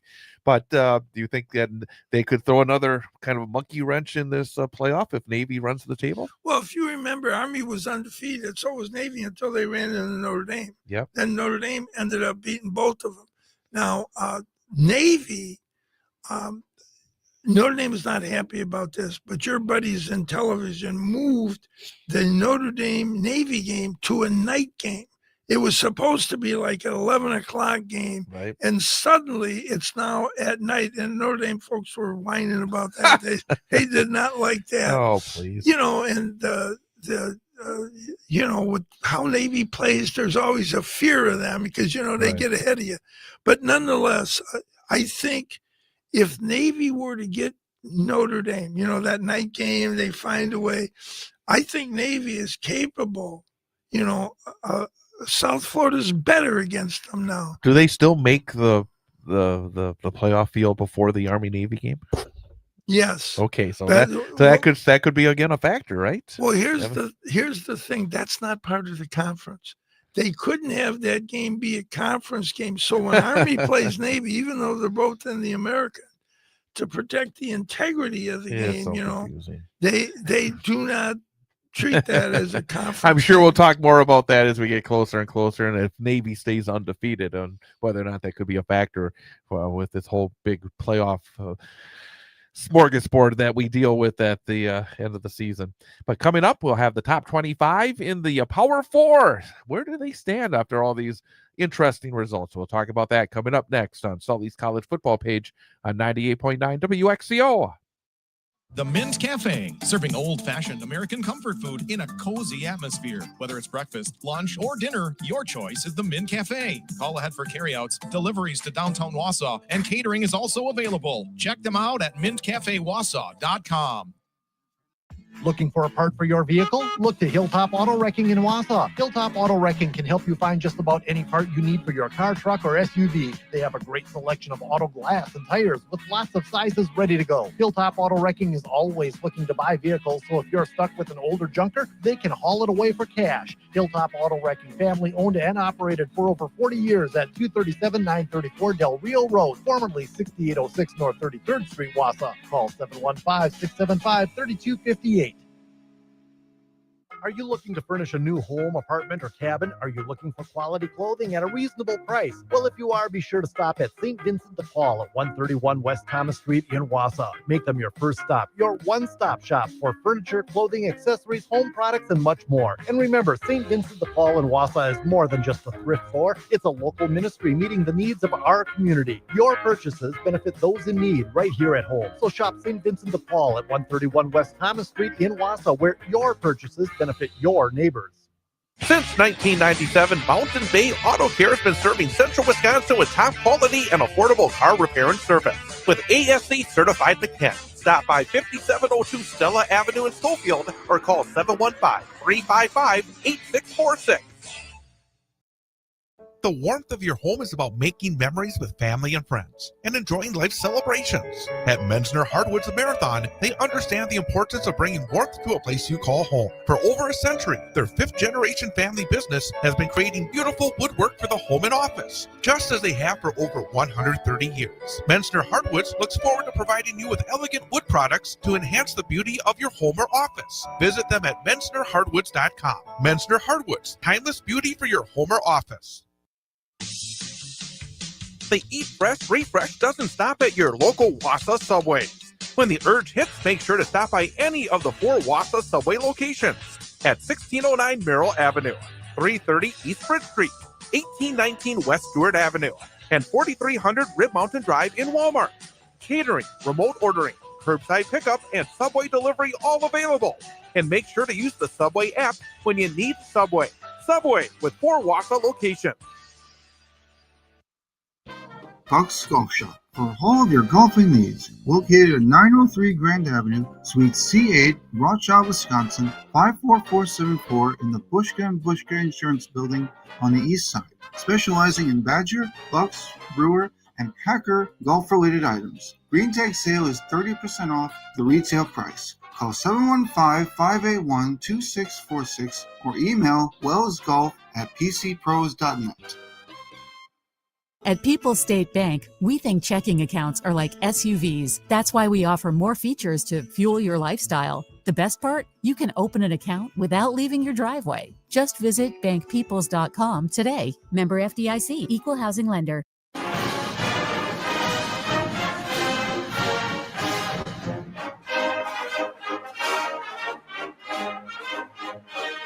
Sully's college football page on 98.9 WXCO. Time for the top 25 in college football with the Power 4. And let's start, again, groups of 4 here. Yeah, Texas at number 25. Boy, they survived again. Another low-scoring game. Their offense just has not put a lot of points this year. Overtime win against Kentucky last week. Illinois, number 24. Arizona State handed Texas Tech their first loss of the season last week. And LSU, that loss to Vandy, dips them down to number 22. Yeah, a couple quick things. Texas, people forget that while they're 5-2, one of those losses was to Ohio State. Yeah. So they're only at one loss and still are in good shape to get to the SEC championship from a number standpoint. They certainly, as you pointed out, have to play better offensively. Illinois is up against it today, I think, at Washington. This is a very difficult game for them. Arizona State coming off a big win against all that oil money at Texas Tech. So great win for them. And then LSU, we mentioned Kelly lost to one of his assistants last week, Clark Lee. And now this week, he's got Mike Elko, his other assistant, coming in at Texas A&M. And like I said, I think LSU, whatever you think about Kelly, he is a very good coach. And he does not like to lose. So I look for them to find a way tonight against A&M. Number 21, your guy Willie Fritz and the Houston Cougars at 6-1. They have Arizona State coming up. Cincinnati, we talked a bit about them earlier. Really good season. 6 wins in a row after that loss to Nebraska. They're number 20. Virginia, boy. Again, they've had some great wins, but boy, last week they just barely, they came from behind to win that game against Washington State at home. That was almost a disaster for them, but they're number 19. And Tennessee is kind of fading away from the national championship discussion. They had that heartbreaker against Georgia, and then last week, 17-point loss to Alabama. Yeah, so if you go through this quickly, Willie Fritz, this is his MO. His second year, he always does better. And right now they're 6-1. So kudos to Willie. Then Cincinnati lose the Nebraska to open the season, and not since. They're on a roll. They're playing at a high level. And then we're looking at Virginia, UVA. Again, another team 6-1. And Washington State, how about them? They played Ole Miss to 3. Then they play these guys to 2. So they're playing at a high level, and Virginia survived them. Tennessee, that loss to Georgia, has got to linger. I mean, they had that field goal. The guy made one in the OT right after he missed that one, but the game's over. They win that. And then, I think there's a little hangover here with Alabama. And, Chad, we mentioned there are 6 teams in the SEC that have 1 loss. Bama has given 3 of them that loss. 17, USC after losing to Notre Dame. 16, Notre Dame after beating USC. Oklahoma, boy, impressive defensive performance. And remember when they were unable to stop anybody for a few years, but now that defense has stepped up. Number 15. And number 14 is Texas Tech. And again, I think there's arguments for all these teams to actually be a little bit higher. I mean, but again, I think these are all teams that are still very much in the mix if they are able to run the table. There's no doubt about it. My first thought on SC, people, in SC, circles, we're talking about how soft SC is. Then they didn't watch that game because I thought SC battled them. But for reasons known but to God, they played with 2 high safeties, which is not a good alignment to deal with the run. Nobody will do that the rest of the year, I guarantee you, against Notre Dame. Nor would they have done it prior to watching what happened to SC. I really don't know why they did that. Because the guys they had in front, they're down the end of the 6, they could not control Love and Price. So I don't know, but I did not see them as soft in that game. And then you're talking about the Irish. People think they're in if they win out. Let me be clear. No, they aren't. They are not. But you got the Notre Dame bias there that will always get them in for TV ratings. All right, but, the perceptions that are, if you look, the SEC could potentially get 5 teams. Probably will get 4. The Big Ten right now is 3. Okay, so say it's 5. That's 8. Then you've got, the Big 12, the ACC. Notre Dame is going to need help. Number 13, Missouri. They survived Auburn in double overtime. Hugh Freeze in a little trouble at Auburn, but Missouri, number 13. Miami, they had that loss to Louisville. Boy, that was a massive loss for the Hurricanes. And they have Stanford next. Louisville, that big win. And boy, Jeff Brom is doing a job at Louisville, number 11. Yeah, Brom is Brom. The guy is a winner. Yeah, he finds a way. We were talking about Notre Dame. Miami's the problem, because if Miami gets beat by Georgia Tech in the ACC championship, they're getting in front of Notre Dame, because they will have beaten them and they have an identical record. So who else did we mention here? Missouri, Eli Drinkowitz. That guy just wins, and they've got that huge game today with Vanderbilt. So that's going to be must-see TV. I've heard Drinkwitz's name also bantered about perhaps for Florida. Do you think that would be a good fit? Well, I think Drinkowitz, James Franklin, another, those guys are program builders. And, Florida, some of these, it's star power. Yeah. They want to win, but they also want to win a certain way. Yeah, You talk about it. Yeah, you're going to get, a certain kind You of want player. the old ball coach, the old Spurrier days where they're flinging it around and scoring 80 points and doing it.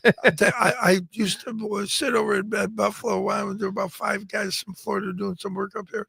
And my impression of them is they would rather lose 80-79 than win 11-10. They don't want nothing to do with that D. We got to take one more quick break and then come back with the top 10 here on Sully's college football page on 98.9 WXCO. Trap River Golf Course in Wausau is a unique 18-hole public course. The relaxed atmosphere and breathtaking Northwood scenery is sure to make your golfing day a satisfying experience. For membership information and tee times, call Trap River Golf Course at 715-675-3044. France Propane at 1153 Foundry Street in Schofield is a local family-owned complete service company serving central Wisconsin for over 2 generations. France Propane is a value-driven company whose goal every day is to provide excellent service, maintain the highest safety, reliability in customer care, and competitive pricing. France Propane, service first, safety always. Check out France Propane at francepropane.com. For over 30 years, Webco has worked with corporations, schools, organizations on their apparel and promotional needs. Webco can handle small quantities to orders in the thousands with a fast turnaround. Webco of Wausau, 1405 West Thomas Street. It's almost Halloween, and Wausau Dance Theater's Thriller, a dance spectacular, is back to thrill audiences once again. Join us Saturday, October 18th at 1:30 and 7 p.m. at the UWSP at Wausau James F. Benega Theater. Come see ghosts, mummies, vampires, and more. Bring the whole family, wear your costumes, and get ready for a frightfully fun performance that will keep you on the edge of your seat. Tickets and info at the Central Wisconsin School of Ballet. Call 715-842-3606 today. North End Pub. Cold beer, clever conversation. All stories cross-referenced for validity. If you're looking for a nice spot to hang with friends, North End Pub will do the trick. Stop in for thirst relief today. North End Pub, North 3rd Avenue, Wausau. Big Fat Designs can give your company the cutting-edge look it needs to attract customers and stand out from the rest. From websites and print designs to logos and letterheads, Big Fat Designs is your effective and affordable marketing solution. E-commerce, online customer database, video and audio players, Big Fat Designs does it all. And the best part, you deal with someone locally to talk with, to meet with, working hands-on towards your success. Big Fat Designs in Wausau. Find out more online at bigfatdesigns.com. Witness the difference at Newman Catholic Schools, where education is embraced by the Christian faith and students are held to a high standard of academic excellence. Schedule a tour and learn what it means to be a Newman Catholic Cardinal. Visit newmancatholicschools.com to learn more.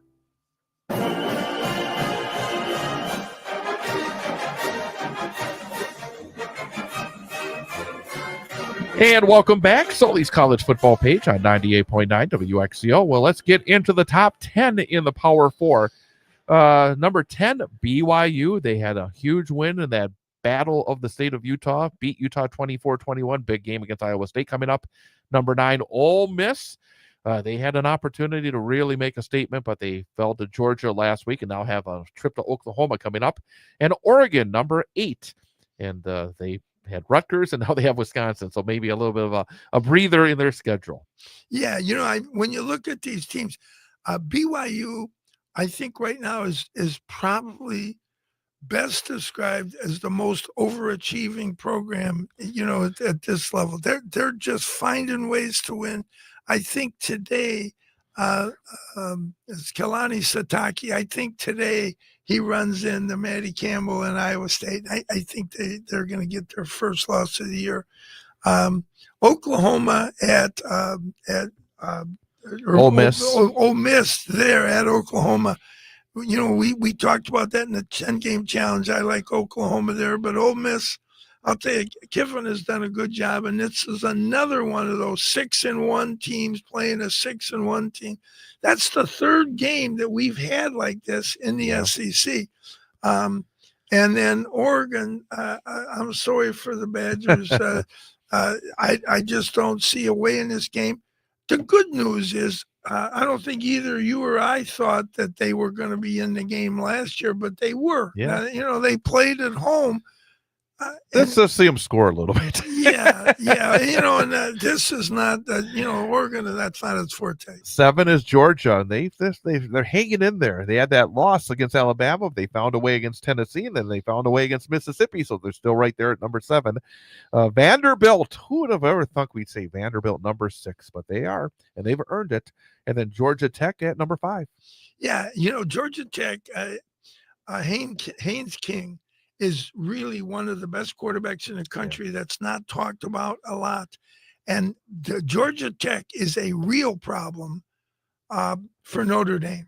The thing about real fast, Georgia Tech, the thing about them is they find ways to win too. They don't really blow out teams, even last week against Duke, but they find ways to win. And that was a pretty good win on the road at Duke. And I would say 2 words, Haynes and King. Their quarterback, and you alluded to that earlier, he's hard to deal with. Gotta have a quarterback. Yeah, so you see them beat Miami in a championship game. The Irish better hope that doesn't happen. Number 4, Alabama, who remember they lost to Florida State? Boy, you thought, but they have really had themselves a run. 6 wins in a row. They got South Carolina next after beating Tennessee, and then Indiana, the game against UCLA at home today. The Hoosiers, number 3. Well, let's start with Alabama. There are 6 teams, as we said now a few times, with 1 loss. Yeah. Alabama gave Missouri its 1 loss. They gave Vandy its 1 loss, and they gave Georgia its 1 loss. Quality wins, in other words, huh? Yes, they're a lock as far as I'm concerned. Yeah. Indiana, has that win at Oregon really changed things at Oregon. That it changed things for them, and UCLA, if we're in their locker room, we're saying we control our own destiny to Indianapolis.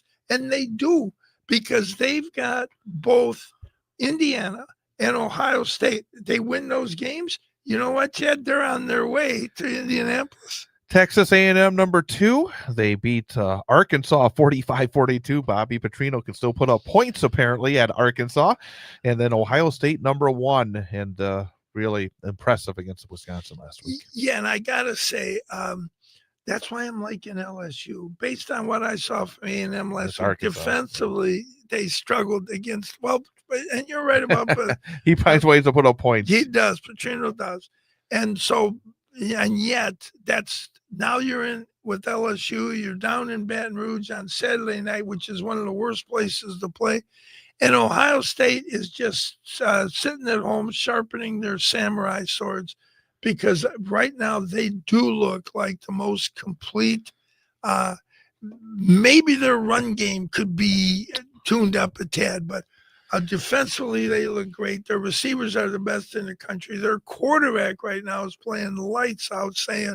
So Ohio State, they look to be set here for the run to the championship. And I guess to wrap it up, it's interesting. We look at the top 10 teams, and just based on what you said, we could see number 10 lose. You could see number 9 lose. I think you could see, Vandy could lose. I mean, it's not going to be an easy game for them against Missouri. And then, of course, he's talking about Texas A&M. So, I mean, you have, I think there's a potential for some mixing within the top 10 again when we get back together next week. Yeah, there's no doubt that this is the time of the year where there's movement. Things start happening because these ranked teams start running into each other. And so there's change coming. Especially with these super conferences now, because you run into each other every single week, and that's the way it goes. But by the time we get together next week, it'll be November, and then the big push really does begin. Yeah, I mean, with the Big Ten, I can have 6 buys and still have 8 games. I mean, it goes Crazy, on isn't forever. it? Yes. Well, so enjoy your trek over to Appleton for all the college football with your son, and we'll get back together next week. Yeah, it's always fun watching games with Michael. There you go. That's Sully. Again, check out Sully's collegefootballpage.com while you're watching the games and during the week as well. And we'll be back next week for another edition of Sully's College Football Page on 98.9 WXCO. WXCO 1230 AM, W255DN Wausau, streaming at bullfallsradio.com.